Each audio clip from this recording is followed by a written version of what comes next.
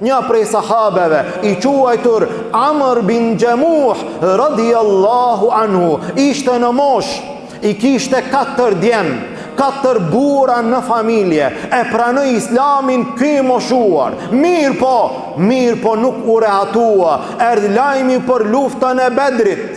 Mirë po Amr bin Gjemuh ishte me një kamb i qal, kamba e ti vetëm se tërjekte zhag dhe nuk kishte mundësi të ecë si duhet. Ja Rasulallah, edhe une do të vi në Bedr. O Amr, ti qëndro, nga se ti e me arsye, ti me një kamb s'mundesh me anë në Bedr. Gjithashtu i ki 4 djem të cilët kanë mundësi të marrin pjesë. Nuk e mori pejgamberi sallallahu alaihi wasallam. Erdhi lufta Uhud, tha edhe une do të vi në Uhud. Djemt nuk e pranuan. Shkoj te pejgamberi sallallahu alaihi wasallam, ja Rasulallah, edhe une do të vi në Uhud. Ku do të shkosh ti o Amr? Me një kamb, dhe kambën tjetër duke e tërhiq zhag.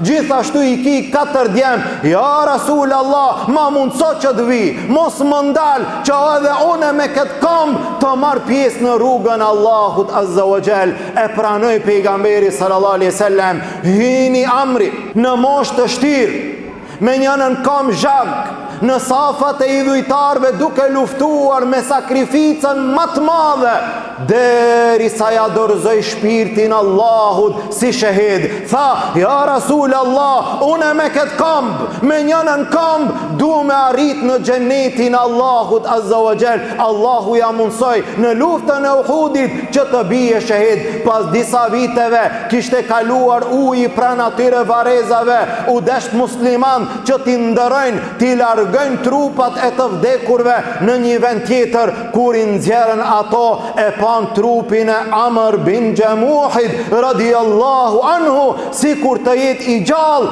sikur të jetë duke flenjë. Subhanallah.